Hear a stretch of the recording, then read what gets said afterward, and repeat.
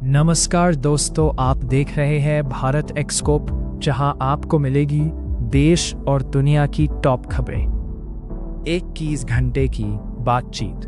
दुनिया की निगाहें एक ही जगह पर टिकी थीं, लेकिन आखिर में नतीजा क्या निकला? जीरो। अमेरिका और ईरान के बीच पाकिस्तान में हुई ये ऐतिहासिक बातचीत आखिर क्यों फेल हो गई? क्या ये सिर्फ एक डिप्लोमेटिक फेलियर है या आने वाले बड़े युद्ध की शुरुआत? नमस्कार दोस्तों, आप देख रहे हैं आपका चैनल और आज हम बात करने वाले हैं एक ऐसी खबर की जो सिर्फ मिडिल ईस्ट ही नहीं बल्कि पूरी दुनिया की राजनीति को बदल सकती है।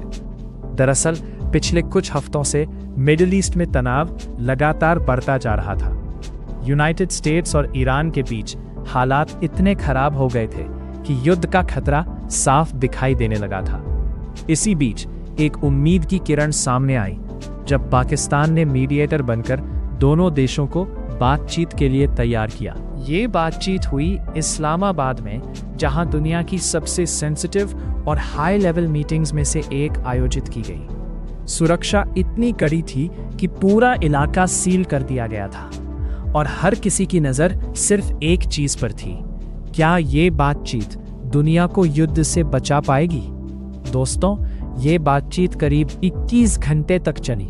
लगातार मीटिंग्स, डिस्कशंस, प्रपोजल्स और काउंटर प्रपोजल्स दिए गए, लेकिन आखिर में कोई एग्रीमेंट नहीं हो पाया।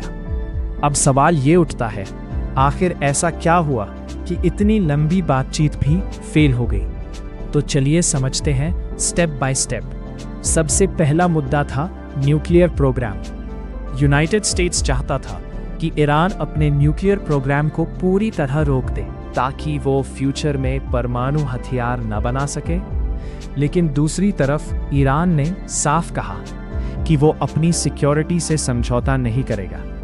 यहीं से दोनों देशों के बीच टकराव शुरू हो गया। दूसरा बड़ा मुद्दा था सैंक्शंस यानी आर्थिक प्रतिबंध। ईरान चाहता था कि उस पर लगे सभी इंटरनेशनल सैंक्शंस तुरंत हटाए जाएं ताकि उसकी इकोनॉमी फिर से मजबूत हो सके। लेकिन यूनाइटेड स्टेट्स इस बात पर पूरी तरह सहमत नहीं था। वो चाहता था कि पहले ईरान कुछ शर्तें माने, उसके बाद ही सैंक्शंस हटाए जाएंगे। तीसरा और सबसे बड़ा कारण था ट्रस्ट इशू यानी भरोसे की कमी। दोनों देशों के बीच 23 सालों से दुश्मनी चली आ रही है। पुराने एग्रीमेंट्स टूट चुके हैं और यही वजह है कि इस बार कोई भी देश दूसरे पर भरोसा करने को तैयार नहीं था।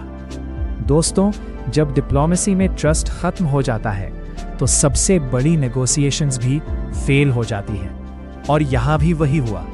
अब बात करते हैं इसके इम्पैक्ट की। इस बातचीत के फेल होने के बाद दुनिया के सामने कई बड़े खतरे खड़े हो गए हैं। पहला, सीज फायर टूट सकता है। दूसरा, मिलिट्री कॉन्फ्लिक्ट यानी सीधा युद्ध शुरू हो सकता है। तीसरा, ग्लोबल इकोनॉमी पर असर पड़ेगा, खासकर ऑयल प्राइसेस पर, क्योंकि अगर मिडिल ईस्ट में तनाव बढ़ता है तो उसका असर पूरी दुनिया की इकोनॉमी पर पड़ता है।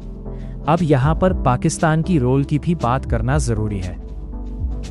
पाकिस्तान ने मीडिएटर बनकर दोनों देशों को एक साथ लाने की कोशिश की, जो अपने आप में एक बड़ी डिप्लोमेटिक अचीवमेंट है। लेकिन इतनी बड़ी ताकतों के बीच समझौता कराना आसान नहीं होता, और इस बार भी यही देखने को मिला। तो दोस्तों, ये थी पूरी कहानी यूनाइटेड स्टेट्स और ईरान के बीच हुई उस बातचीत की जो दुनिया की उम्मीदों के बावजूद फेल हो गई। अब सबसे बड़ा सवाल ये है, क्या भविष्य में फिर से बातचीत होगी या दुनिया एक नए युद्ध की तरफ बढ़ रही है? ये तो आने वाला वक्त ही बताएगा। लेकिन अगर आप ऐसे ही बड़े इंटरनेशनल अपडेट्स सबसे पहले जानना चाहते हैं तो चैनल को सब्सक्राइब ज़रूर करें, वीडियो को लाइक और शेयर करें